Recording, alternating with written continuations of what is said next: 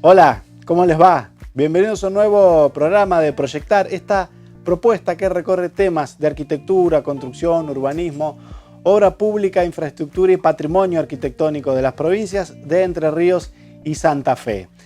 En el programa de hoy nos vamos a detener primero en una cuestión que tiene que ver con el urbanismo a partir de un concepto que se está utilizando mucho en las principales ciudades europeas o grandes urbes del mundo, pero que también puede aplicarse en nuestras ciudades. Vamos a analizar lo que significa el concepto de ciudad de 15 minutos, un concepto del arquitecto colombiano Carlos Moreno que un poco problematiza muchos de los problemas que tienen las urbes hoy en día.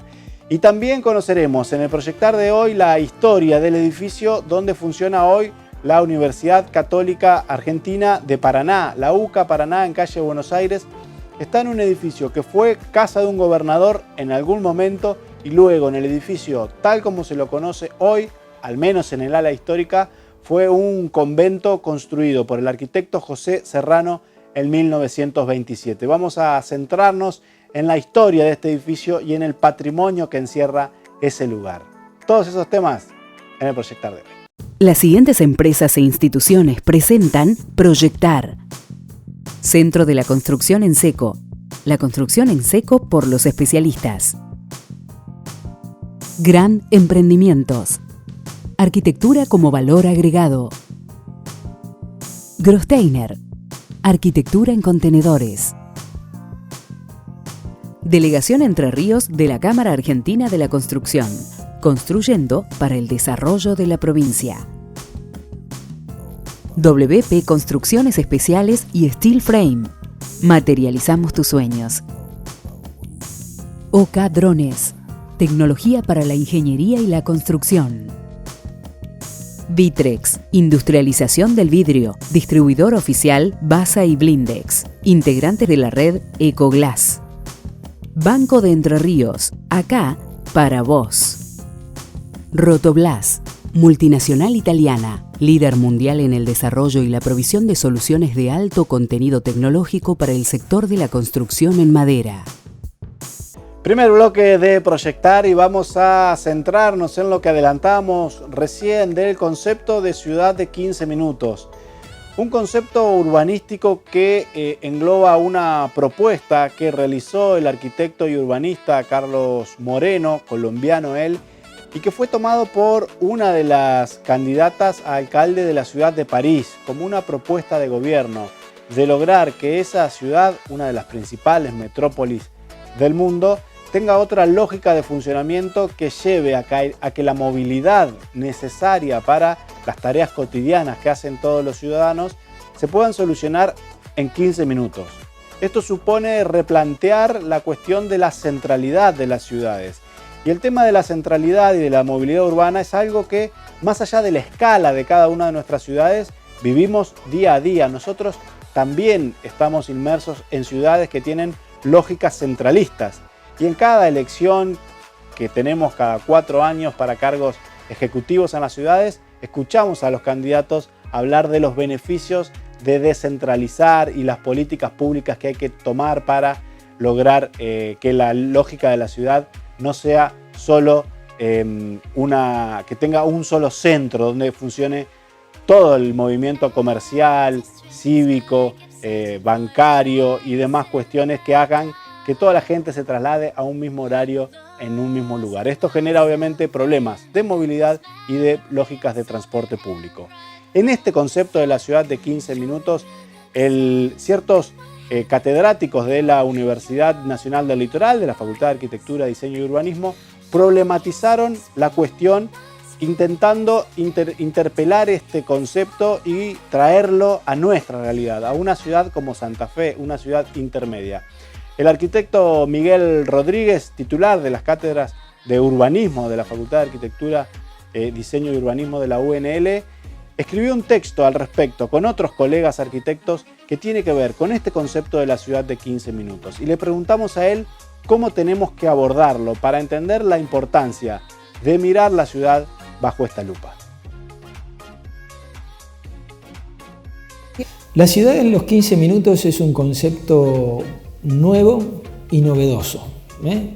Nuevo es porque es contemporáneo, porque ha aparecido en tiempos muy recientes, y novedoso porque trata de aportar una visión, una mirada diferente de las miradas convencionales, o por lo menos algún matiz sobre las miradas convencionales que hay en lo que refiere a la planificación urbanística, ¿no? Estamos hablando de un concepto orientado a el hacer ciudad, a tratar de controlar los procesos de la ciudad, a tratar de mejorarlos y corregir lo que no es bueno para la ciudad.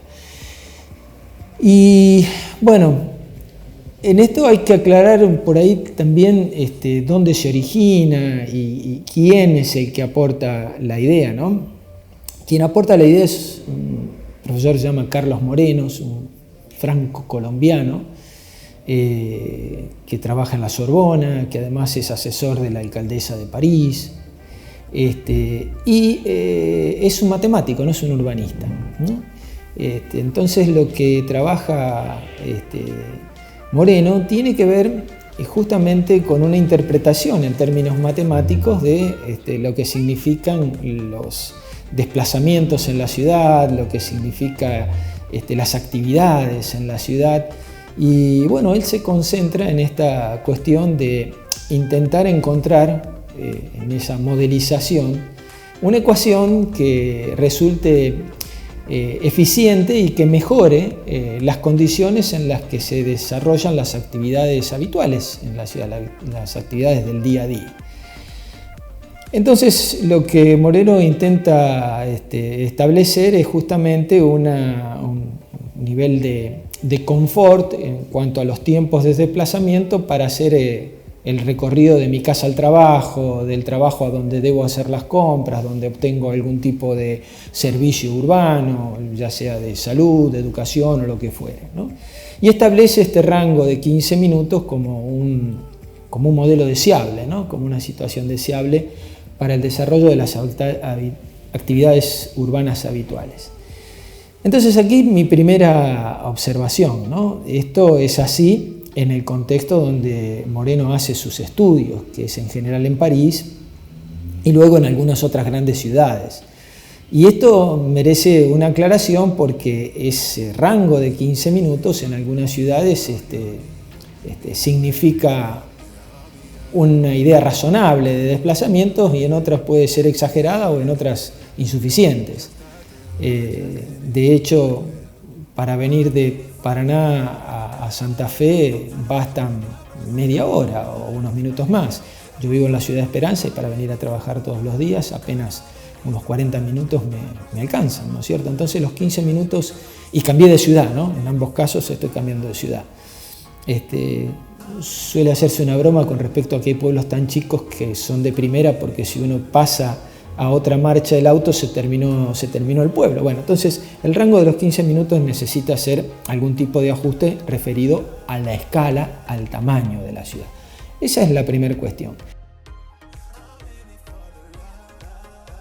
Y como bien nos explica el arquitecto Miguel Rodríguez, la cuestión de la escala de la ciudad es importante para intentar primero entender este concepto de ciudad de 15 minutos y luego problematizarlo, bajarlo a nuestra realidad o traerlo a nuestra realidad latinoamericana y regional de las ciudades del interior, ciudades de escala intermedia como pueden ser Paraná, Santa Fe o hasta Rosario y los problemas de movilidad que esto tiene. ¿Cómo bajar este concepto a nuestro contexto y tener en cuenta todas las cuestiones políticas, económicas y sociales de nuestras ciudades? La otra cuestión también tiene que ver con las complejidades de cada ciudad. Hay ciudades como el caso de grandes metrópolis europeas, París, Londres, donde bueno, son ciudades cuya prestación de servicios, para decirlo de alguna forma, su área de influencia, a dónde llegan estas ciudades con su capacidad de ofrecer los servicios urbanos, obviamente excede de las ciudades en las que nosotros estamos acostumbrados. Es decir, Londres, por ejemplo, es una ciudad global. por Londres pasan flujos de decisiones económicas, comerciales, de poder, lo mismo que París, donde la idea, digamos, de complejidad es tan grande que la eficiencia de los 15 minutos puede resultar algo muy razonable, muy deseable poder moverse en una ciudad de semejante complejidad en solo 15 minutos para acceder a lo que uno necesita, suena muy razonable. En otras ciudades de menor complejidad esto termina siendo relativo, ¿no? Tal vez uno pueda aspirar a desplazarse en menos tiempo y lograr lo que necesita.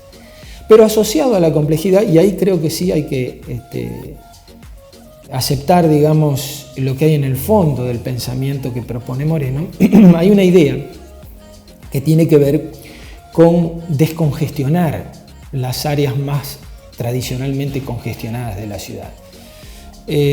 Los niveles de congestionamiento en grandes metrópolis no se dan exclusivamente en su área central, sino en distintas otras localizaciones. No así en ciudades más parecidas a la nuestra, ciudades de tamaño medio, intermedio, donde la mayor complejidad y la mayor densidad de actividades se da en las áreas centrales. Entonces no parece malo, no parece algo descabellado decir, bueno, ¿qué pasa? Si para hacer que los desplazamientos se reduzcan, sacamos un poco de esa complejidad e iniciamos un proceso de descentralización y de reconcentración de usos en determinados lugares estratégicos de la ciudad para que los vecinos, los usuarios no tengan que hacer los grandes desplazamientos centro-periferia o entre áreas internas de la ciudad y que puedan desplazarse con mayor agilidad en los lugares donde tienen su residencia y poder ir al trabajo en tiempos razonables o poder acceder a áreas comerciales o de servicios en tiempos más razonables. Me parece que allí está aquello que nosotros, desde nuestra perspectiva latinoamericana, con las condiciones de desarrollo o subdesarrollo que supimos conseguir, podríamos utilizar, reinterpretar, adecuar las aspiraciones que hay detrás de los estudios de Carlos Moreno y traerlos a nuestra realidad, ¿no?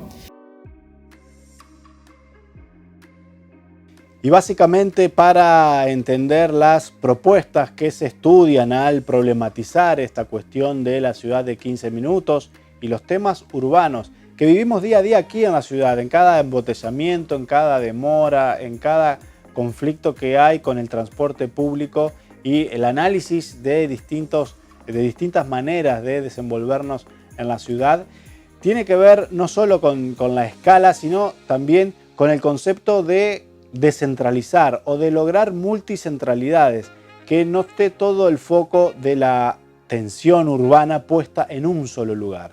Le consultamos al arquitecto y urbanista Miguel Rodríguez si se pueden lograr en ciudades como las nuestras estas multicentralidades.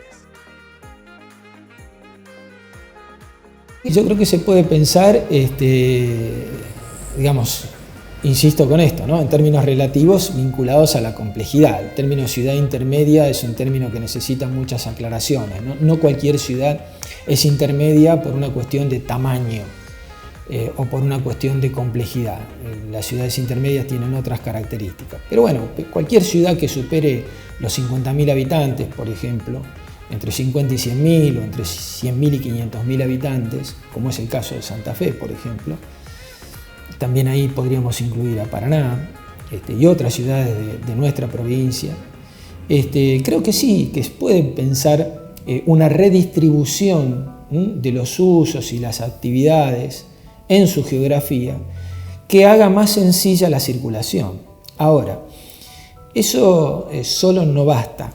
Es decir, nuestras ciudades arrastran por mucho tiempo un déficit muy grande en materia de movilidad urbana, en términos de cómo están dispuestas o cuál es la infraestructura para el transporte y cuál es el sistema de transporte. Entonces, pensar solamente que el descongestionamiento, la descentralización de las actividades resolvería el problema, cuanto menos hay que decir que es insuficiente. Habría que pensar en una mirada integral de los problemas.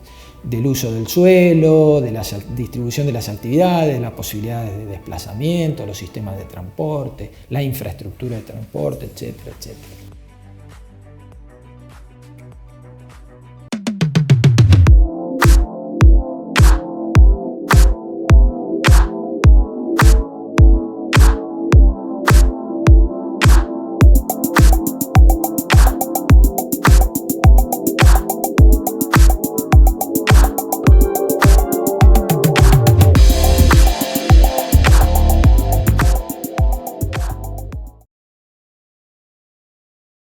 Y sin duda que pensar las multicentralidades en ciudades como las nuestras supone también ver el tema de las infraestructuras y sobre todo de los fondos que se pueden destinar realmente para desarrollar estas infraestructuras. No es un tema menor, como en este caso Estado y también mercado pueden llegar a analizar y terminar incidiendo en estas cuestiones. Pero vamos a dejar este tema de lado y lo vamos a retomar en uno de los bloques posteriores de Proyectar, porque es algo bien interesante y que vale la pena tomarse su tiempo, como nos gusta aquí en Proyectar, para entenderlo y comprender la importancia en profundidad. Ahora hacemos una pausa, pero muy breve, y ya seguimos con más Proyectar.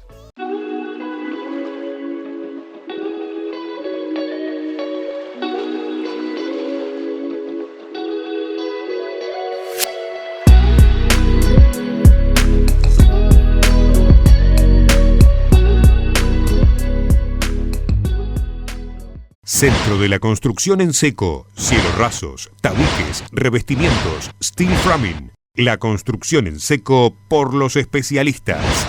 Encontranos en www.construsecoweb.com. Cámara Argentina de la Construcción, Delegación Entre Ríos, desde 1959, construyendo para el desarrollo de la provincia. Encontranos en nuestras redes sociales. Grosteiner es arquitectura en contenedores. Es simplicidad constructiva y sofisticación. Es calidad y optimización de recursos. Es tu próxima casa. Línea vivienda premium, agro, office, furi y multiespacio. Proyectos a medida y completamente equipados. Grosteiner, arquitectura en contenedores. WP Construcciones Especiales y Steel Frame. Materializamos tus sueños.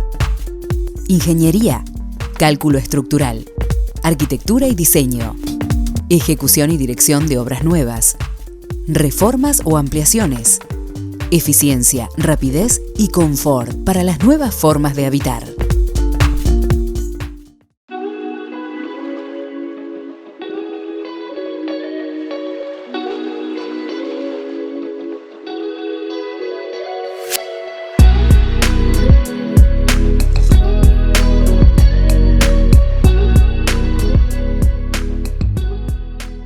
Segundo bloque de Proyectar y los invitamos a que lleguen a nuestra revista Proyectar en su segunda edición. El anuario del 2021 fue la primera edición y ahora ya está en la calle la segunda edición de la revista Proyectar. La consiguen en distintos puntos de venta en las ciudades de Santa Fe y de Paraná y también en la aplicación de venta virtual Vamos Rápido que funciona en ambas ciudades. Así pueden conseguir Proyectar revista con notas muy interesantes con distintos temas de diseño, tendencias, innovaciones, sistemas constructivos, steel frame, construcción en seco. Realmente que hay muchísimos temas en Proyectar revista para ir conociendo y descubriendo. Así que si todavía no la han visto, le recomendamos que intenten ver la revista en papel porque no dudamos de la calidad, sobre todo de impresión y los contenidos de esta publicación que nos llena de orgullo.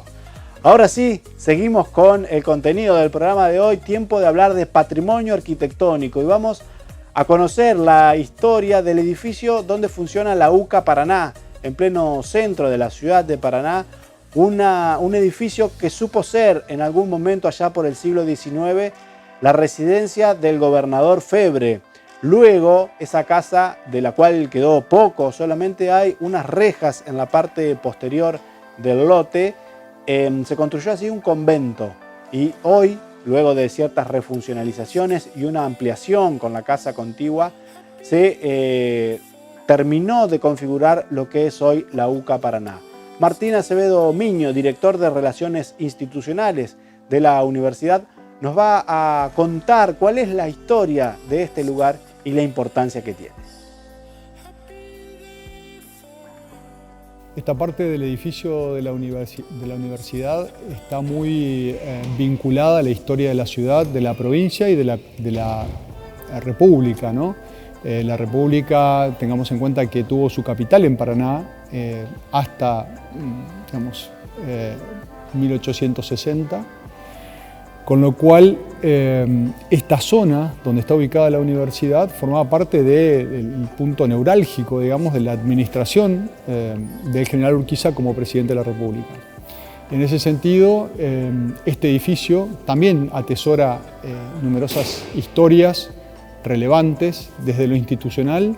Tengamos en cuenta que estaba a pocos metros de donde se gestionaba el país y hacia fines del siglo XIX el edificio fue la residencia del gobernador Febre, que posteriormente fue adquirido por una familia de la ciudad. El gobernador Febre, recordemos que además de gobernador de Entre Ríos, fue senador nacional y fue precandidato a la presidencia de la República en tiempos de Roca. También aquí, cuando la sede era la residencia del gobernador Febre, comenzó el Colegio Nacional, por eso la placa que está afuera. El gobernador Febre permitió que en parte de la residencia comenzara a funcionar este centro de formación. Ya en el siglo XX, como les decía, fue adquirido por una familia de la ciudad que luego la dona a la iglesia, la dona al arzobispado, y a partir de allí se convierte en un pensionado de mujeres gestionado por dos órdenes diferentes.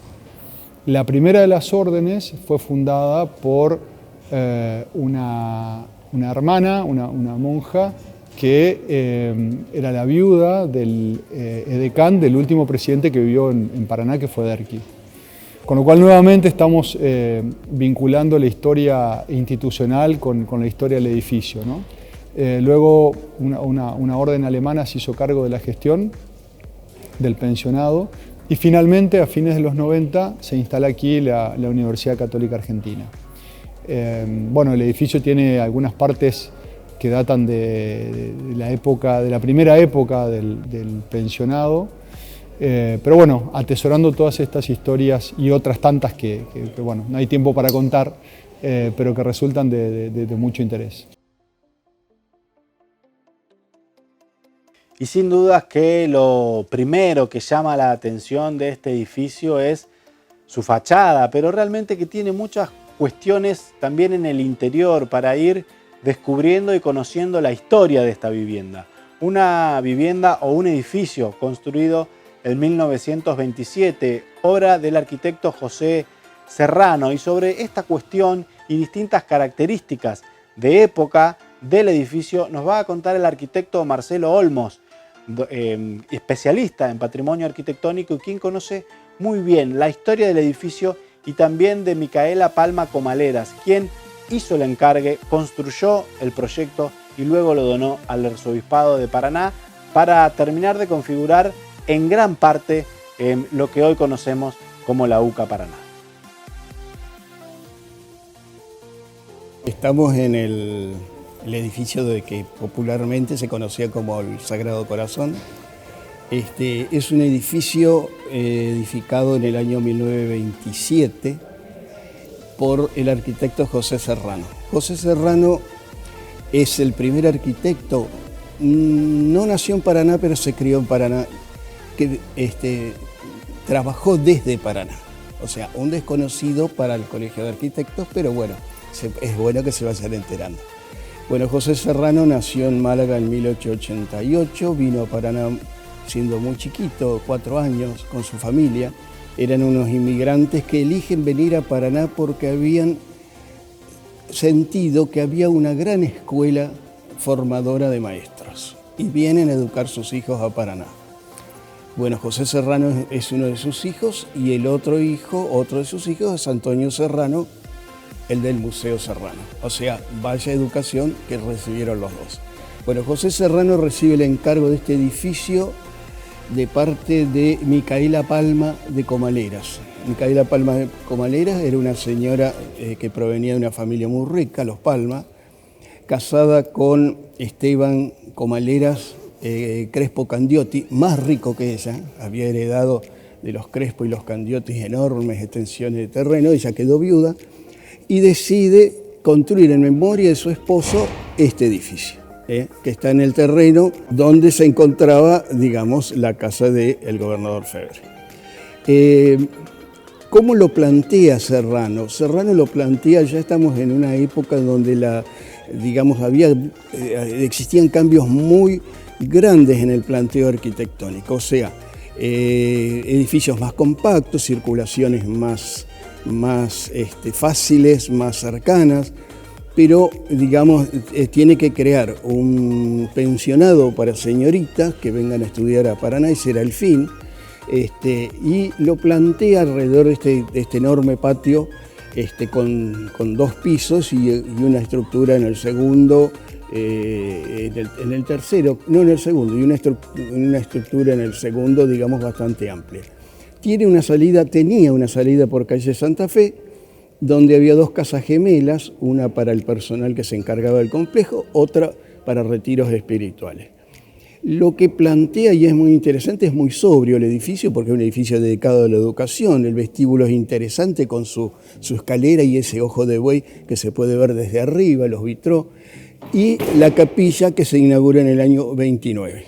La capilla tiene la curiosidad que debajo del altar está la cripta donde está Micaela y su marido enterrados.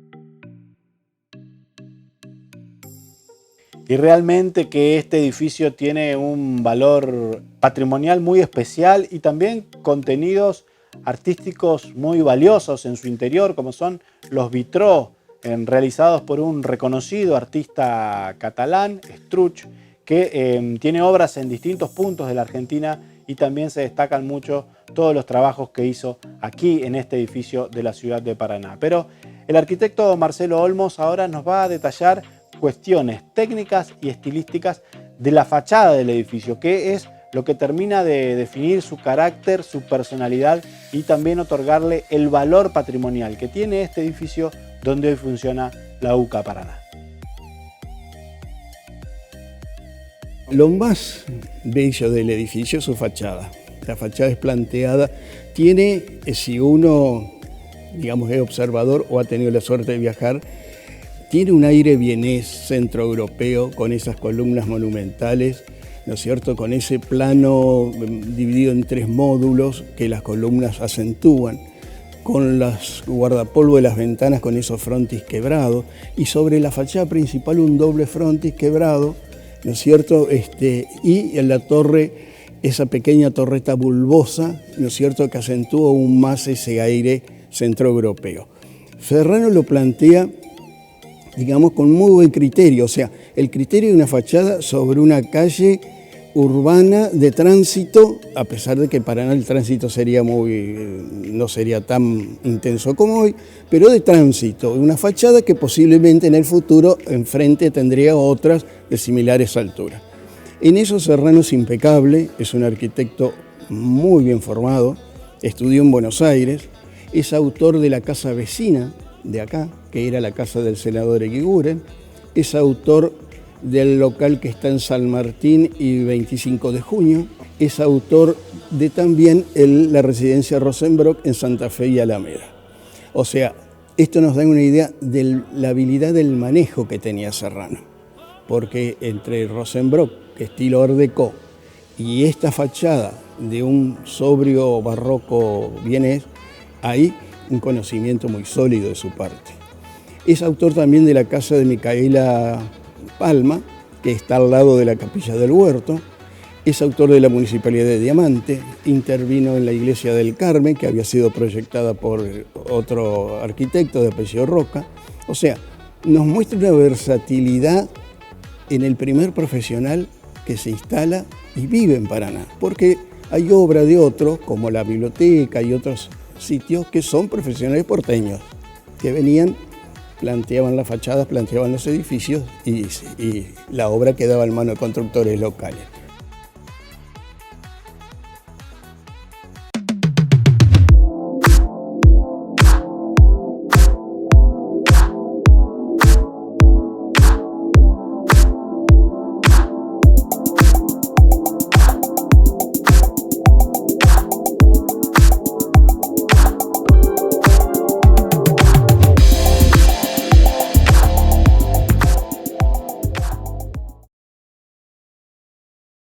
Y más adelante vamos a seguir conociendo más aspectos de este edificio que tiene muchísimas historias en sus diferentes etapas, en su vida como residencia del gobernador Febre, cuando funcionó el convento para señoritas, estudiantes de la ciudad de Paraná, y luego, a partir de la década del 90, ya unido al lote contiguo como la Universidad Católica Argentina sede Paraná.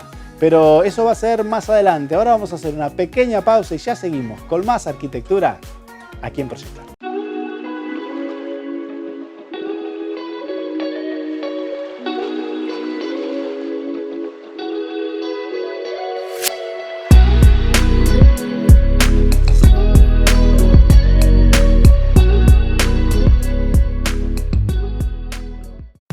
WP Construcciones Especiales y Steel Frame. Materializamos tus sueños. Ingeniería, cálculo estructural, arquitectura y diseño, ejecución y dirección de obras nuevas, reformas o ampliaciones, eficiencia, rapidez y confort para las nuevas formas de habitar. Grosteiner es arquitectura en contenedores. Es simplicidad constructiva y sofisticación. Es calidad y optimización de recursos. Es tu próxima casa. Línea vivienda premium, agro, office, furi y multiespacio. Proyectos a medida y completamente equipados. Grosteiner. Arquitectura en contenedores. WP Construcciones Especiales y Steel Frame. Materializamos tus sueños. Ingeniería, cálculo estructural, arquitectura y diseño, ejecución y dirección de obras nuevas, reformas o ampliaciones, eficiencia, rapidez y confort para las nuevas formas de habitar.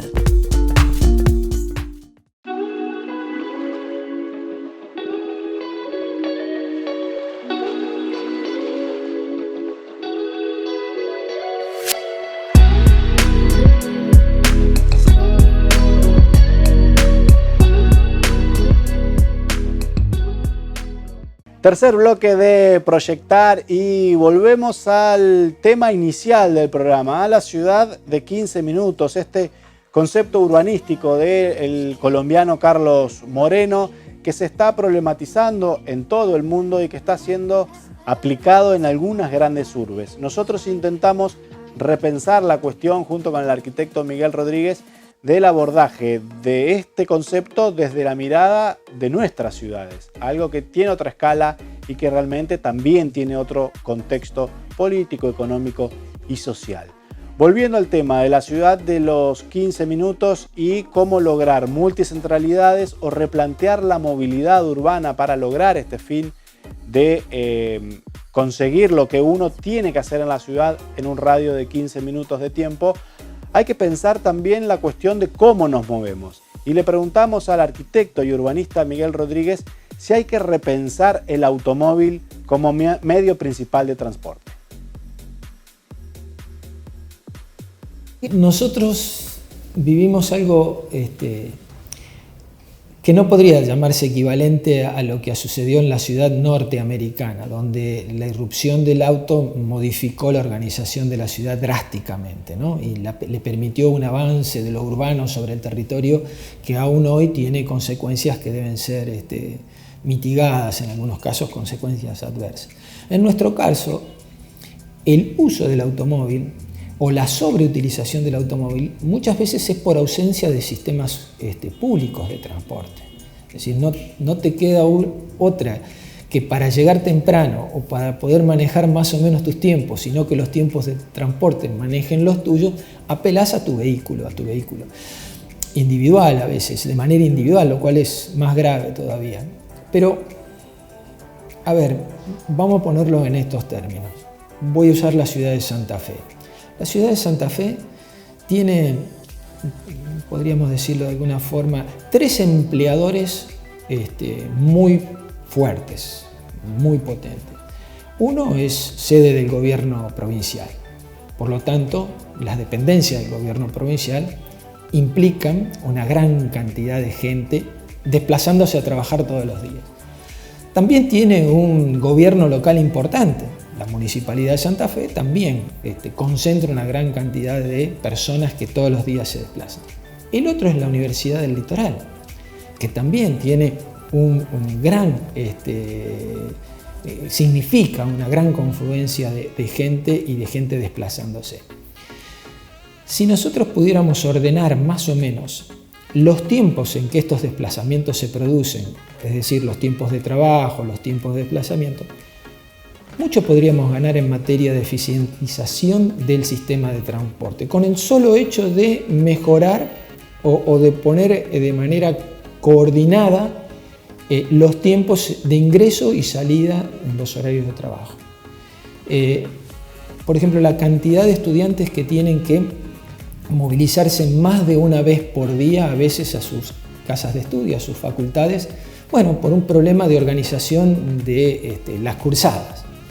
La cantidad de funcionarios que tiene tiempo concentrado o a veces tiempo repartido, o demasiado concentrado el tiempo en horarios donde se superpone con otras actividades. Bueno, no es solamente decidir desterrar el automóvil, cambiarlo por la bicicleta, mejorar las líneas de colectivos.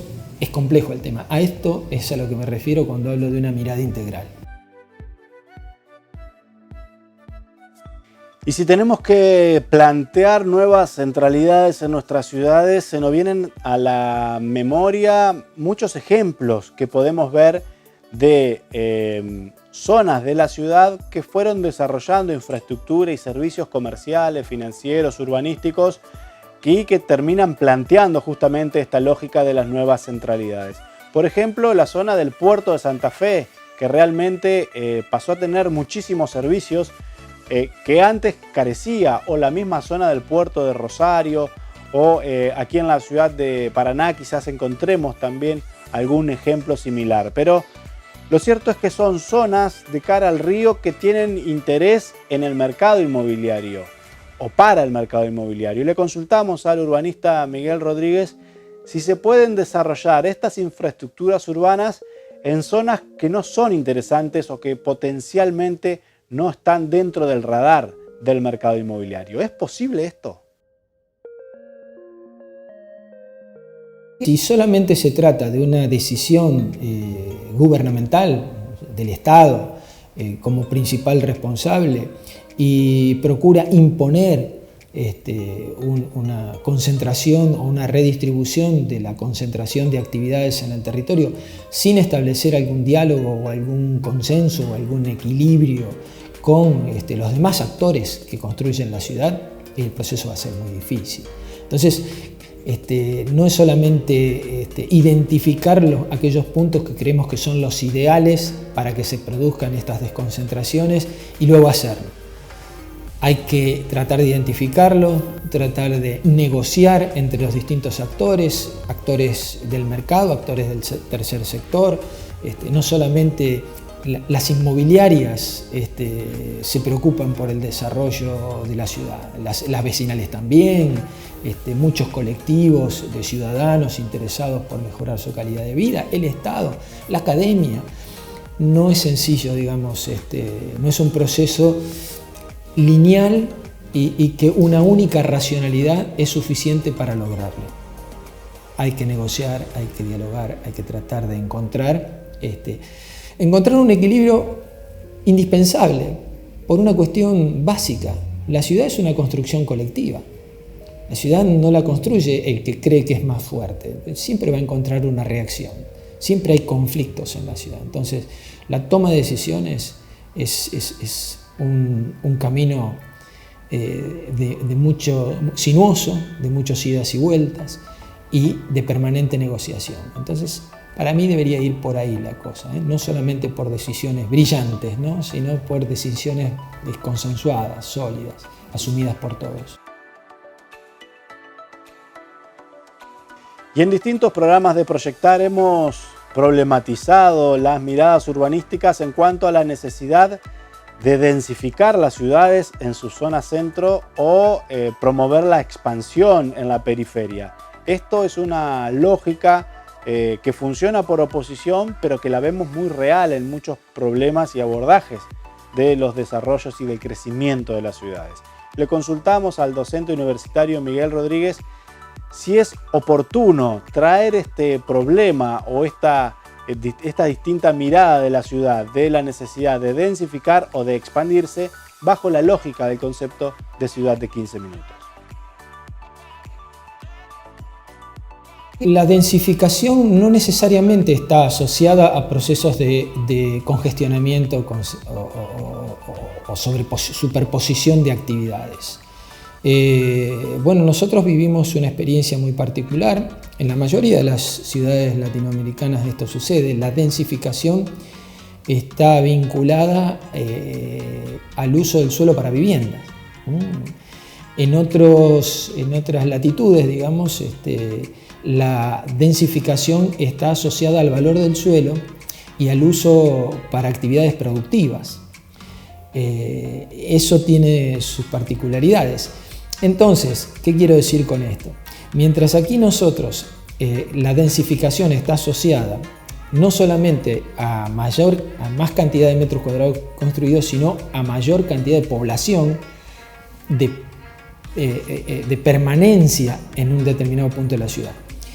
En el otro modelo al que me refería, la acumulación de metros cuadrados, la concentración de metros cuadrados construidos, no está asociado a un uso permanente de la población, no está asociado a la presencia permanente de población, sino temporal. Es decir, la gente va a trabajar a las grandes áreas y centros corporativos y luego se retira. Entonces, eso genera otro tipo de problema. ¿Qué estoy queriendo decir con esto? Que no solamente un problema de desdensificación, de sacar densidad poblacional o de densidad construida.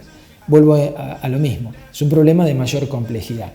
Se trata de descongestionar, y cuando hablo de descongestionar me estoy refiriendo a sacar determinadas actividades, a lo mejor de áreas centrales o están concentradas en un punto de la ciudad, y sacar la actividad hacia otro lugar. No quiere decir necesariamente que desplacemos la población. Debería ir articulada, digamos, ambas dimensiones, ¿no? O ambas situaciones.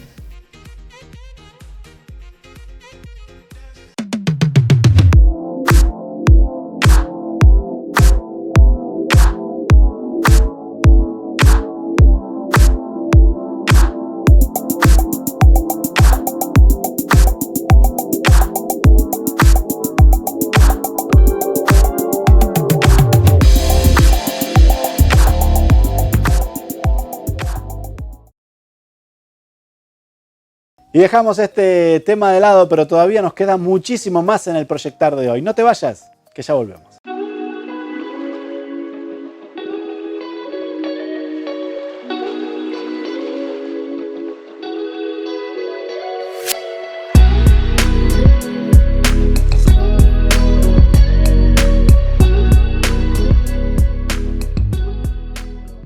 Cámara Argentina de la Construcción, Delegación Entre Ríos, desde 1959, construyendo para el desarrollo de la provincia. Encontranos en nuestras redes sociales.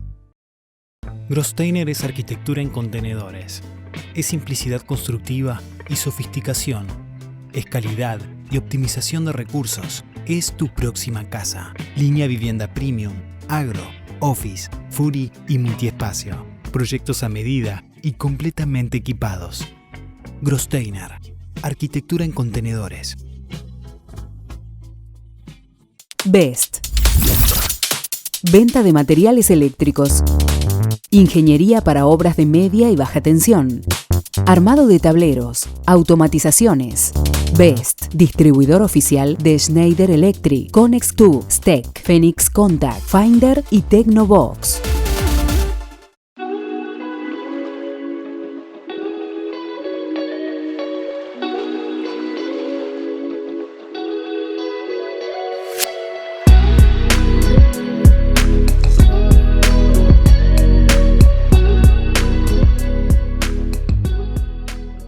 Último bloque de Proyectar y seguimos conociendo historias y aspectos del edificio de la UCA Paraná. Un edificio patrimonial que supo ser la casa del gobernador Febre y que luego se construyó allí en 1927 un convento para señoritas que funcionó durante muchísimos años y que le dio la configuración actual, al menos al ala histórica de este edificio. Repasábamos en bloques anteriores la descripción y parte de la historia a partir de lo que nos contaba Martín Acevedo Miño, director de Relaciones Institucionales de la UCA Paraná, y el arquitecto Marcelo Olmos. Ahora el arquitecto Olmos nos va a contar sobre las personas que terminaron influyendo y configurando la historia de este edificio. Personas con lógicas de otra época, muy diferente a lo que vemos hoy, pero que sin duda también le dan la historia y la particularidad a un edificio como el de la UCA Paraná. La familia de Micaela eran tres hermanas mujeres y un varón. El varón, Luis Palma, era sacerdote, un formidable sacerdote en el sentido de su formación. Era poeta, fue diputado y era cura. Párroco de Gualeguaychú, gracias a él se construyó la iglesia de Gualeguaychú, y cuando fallece muy joven, la ciudad de Gualeguaychú le dedica un monumento. Hay una enorme escultura que lo honra, una estatua retrato de él, que la hace nada más y nada menos que Lucio Correa Morales, o sea, un escultor de alto vuelo. Micaela es una mujer muy generosa. Es la que dona el terreno donde hoy día están los salesianos en Don Bosco. O sea, estamos hablando, de una sociedad muy que miraba el desarrollo de la ciudad con otra mirada, con una mirada más generosa. Ella está sepultada en este edificio. Yo creo que fue un acto también muy, de homenaje a alguien que dio lo que tenía en este hermoso edificio que, como dijo, el doctor Acevedo Miño, fue colocado a cargo de las esclavas del Sagrado Corazón, una orden fundada en Córdoba, precisamente por la que fuera viuda del edecán de Derqui, una mujer que había vivido en Paraná. Miren las relaciones y las consecuencias, y me encantó lo que dijo Acevedo, porque siempre hay un lazo conductor que va uniendo esta historia, ¿no? El marido de Micaela era Crespo, y por su parte de su madre, o sea, el gobernador Antonio Crespo, aquel que precedió a Urquiza lo siguió Urquiza en el gobierno, de Candioti, el príncipe de los gauchos, gobernador de Santa Fe, y seguimos tejiendo una historia que creo que la vamos perdiendo. Pero vuelvo a insistir en el planteo arquitectónico que me encanta, porque el frente del edificio tiene una elegancia que en Paraná creo que existen muy pocos. El Palacio Bergoglio y alguno más. Trato de hacer memoria a la Escuela Sarmiento, esa fachada sólida, que iban haciendo una ciudad que iba creciendo. Y realmente los recuerdos de este edificio, Dios gracias, se salva y se reconvierte. Pero nos habla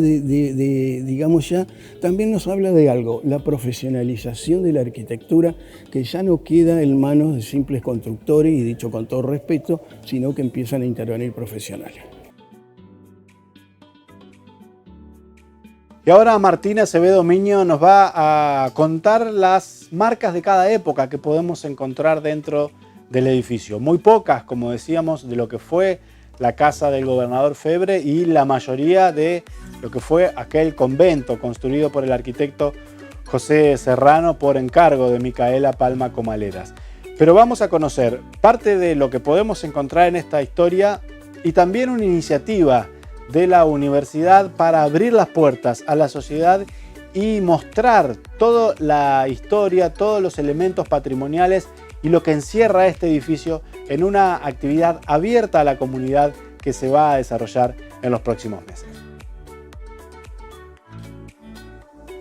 Bueno, quedan muy pocas de la época cuando fue residencia del gobernador Febre.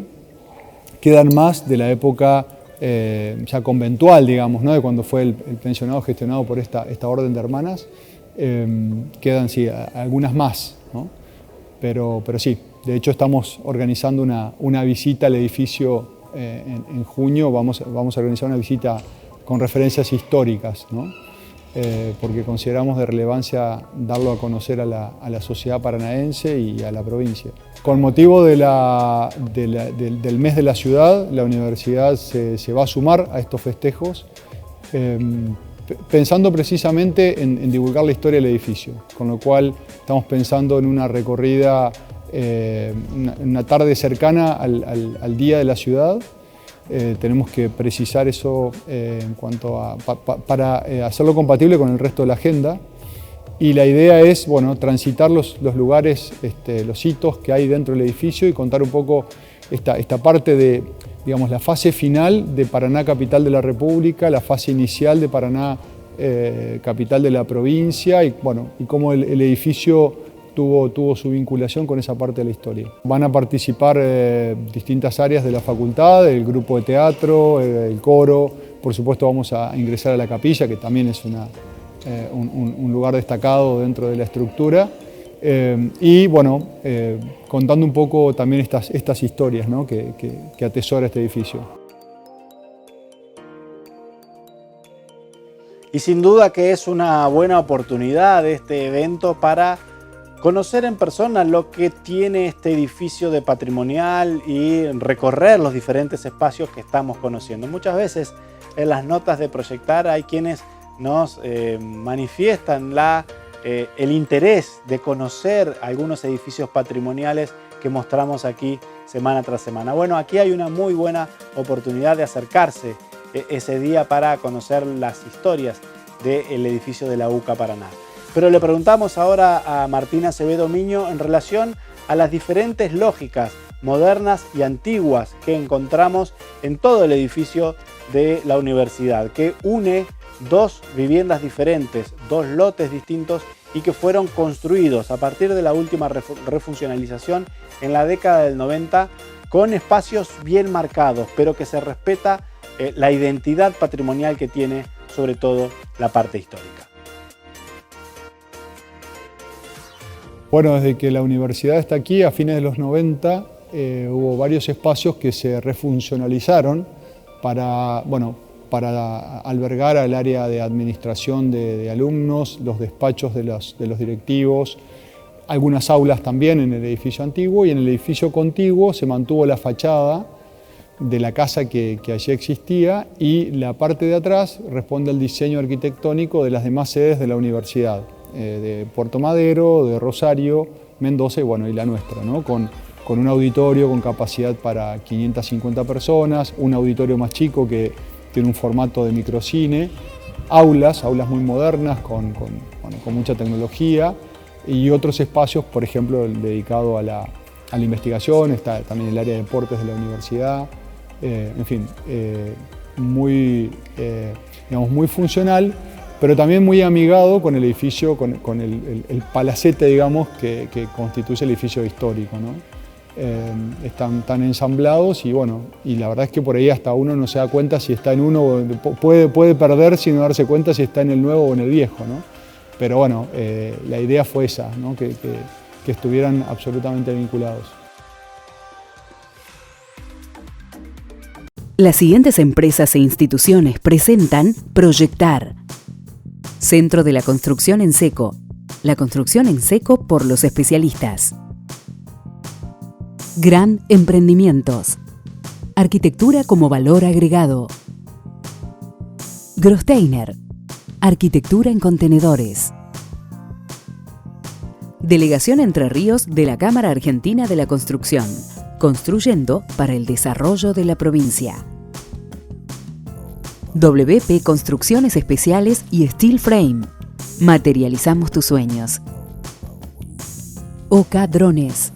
Tecnología para la ingeniería y la construcción. Vitrex. Industrialización del vidrio. Distribuidor oficial Basa y Blindex. Integrante de la red Ecoglass. Banco de Entre Ríos. Acá para vos. Rotoblas. multinacional italiana, líder mundial en el desarrollo y la provisión de soluciones de alto contenido tecnológico para el sector de la construcción en madera. Y llegamos al final del Proyectar del día de hoy. Agradecemos como siempre que estén ahí del otro lado. Los invitamos a que recorran nuestras redes sociales, donde van a ver las distintas propuestas de Proyectar y también todos los contenidos de la revista Proyectar, el proyecto editorial que compartimos con ustedes, en este caso cada 3 meses a partir de este año. Nosotros nos despedimos agradeciendo como siempre a la gente de MySandy que nos viste muy elegantemente semana tras semana. Nos reencontramos en la próxima edición de Proyectar. Gracias por estar ahí del otro lado.